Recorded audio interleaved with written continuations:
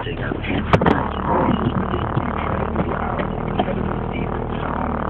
It literally seems to shake the surrounding brush. And I was very fortunate to have a recorder going at the time. People that I've played these recordings for are, quite baffled by what they could be. Certainly they don't match anything that we know of here in North America.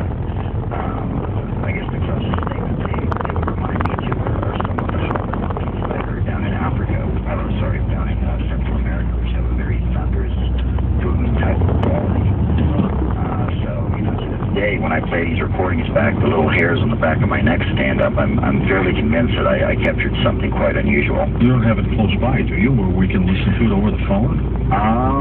Let me see what I can do. I might be able to see if you can find it at the top of the hour. I will do that, and we'll play it over the speaker. I think that might work. Yeah, that might. Well, what keeps you going? What keeps pushing you? Well, I mean, just I guess a quest for knowledge and the passion for discovery. Like all humans, George. I mean, we strive to understand our planet and the many complexities of nature and our world around us. I definitely believe that we know very little about our planet and many of the animals that inhabit it.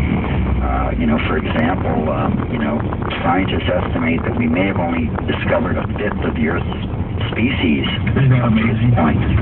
Yeah. 20%. That's it. Yeah. So I mean, there are literally thousands and millions, if not millions, of animal species out there left to be discovered. And it is to say that we don't have some truly remarkable things out there that we're going to find. They may even find that human beings went in and lived underground. There could be a species of humans down there. Who knows? Absolutely.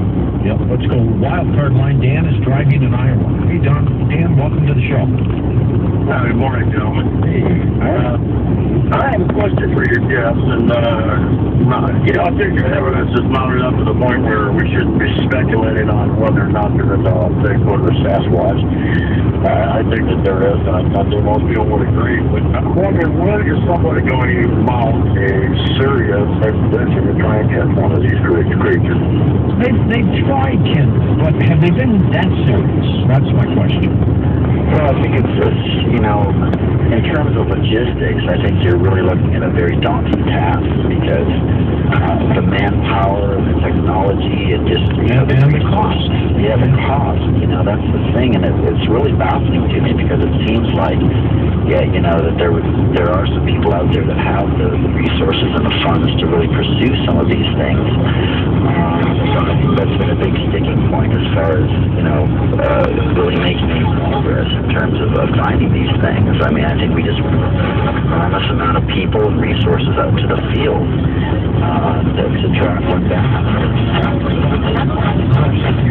Again, I won't mention any names, but those who are prized. Certainly it's Bigfoot research and as well as unfortunately, I think it's unavoidable at this point. Bigfoot has become an icon in modern culture, and there unfortunately are people out there that are going to try to take advantage of that for their own notoriety or for profit or what have you. The internet has helped. It's also hurt, hasn't it? Oh, sure. I mean, for example, the YouTube seems to be flooded with really poor Bigfoot videos, in my opinion, of terrible fakes and hoaxes, and many researchers are being distracted by these and really spending way too much time looking at some of these, instead of looking at some of the more solid evidence that we have at this point. That's the mentality, Ken, with someone who fakes these things. I mean, what are they trying to do? I mean, to me, it's not funny.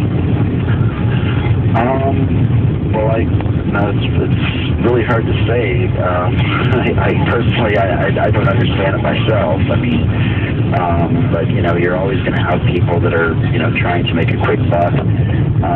I think there's a certain there's a certain gratification that some people get from perhaps trying to make other people look foolish or you know, to try to trick other people. It's sort of like, you know, ha-ha, look how clever I am.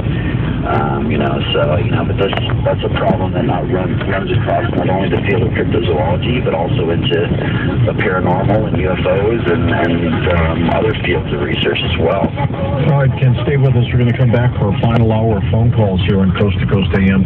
Questions for Ken Gerhard or your stories. Perhaps you've come across a Bigfoot or a Thunderbird, or you've been to the Loch Ness and you want to share some of those stories with us. Go ahead and do that when we make the turn. Meanwhile, callers from Oak Park, Illinois, and Wichita, Kansas, and all around the map, just hang where you are so you don't lose your place in line. I'm George Norrie, and we shall be right back on Coast to Coast AM. Another hour to go with Ken Gerhard, our special guest, and his website, of course, is tied into his Facebook account, which we've linked, and his books, Monsters of Texas and Big Bird, Modern Sightings of Flying Monsters. Find out more about tonight's guest. Log on to coasttocoastam.com.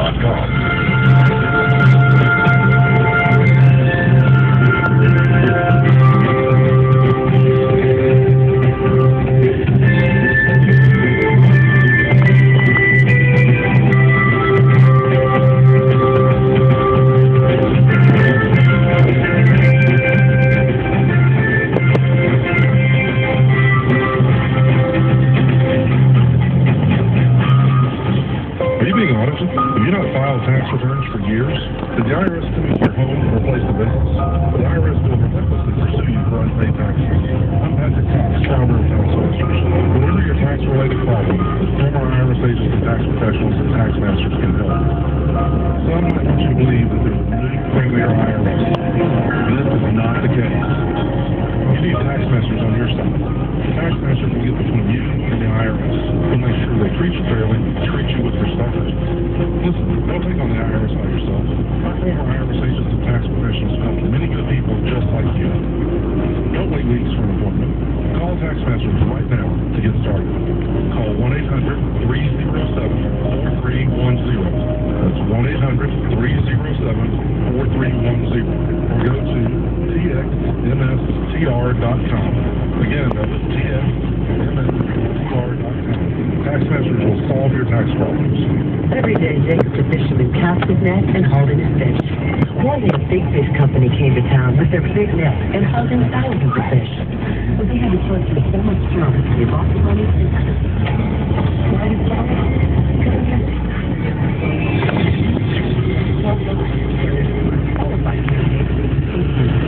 Which is where we come in.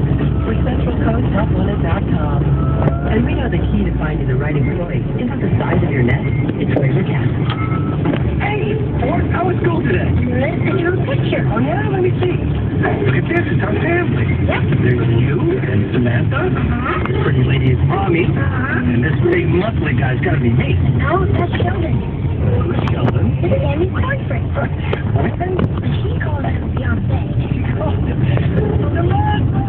to get closer to your family, give your family everything. You have your time from the Church of Jesus Christ of Latter-day Saints. Live on 1240KSMX.com. 1240 KSMX Santa Maria, a service of El Dorado Broadcasters.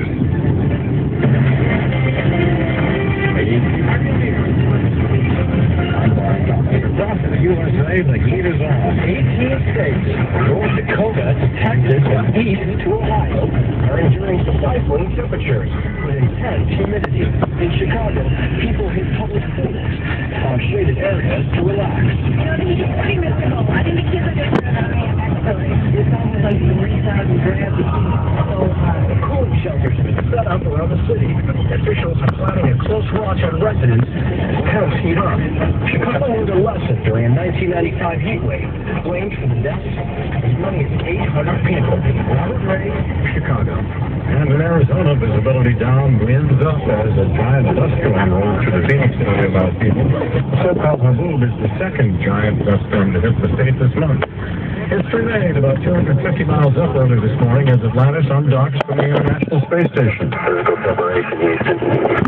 Undocking confirmed. This is the last time any space shuttle will leave the ISS because Atlantis is being retired once it lands at the Kennedy Space Center early Thursday morning. After it undocked, Atlantis made the traditional spin around the ISS before it heads away into its orbit.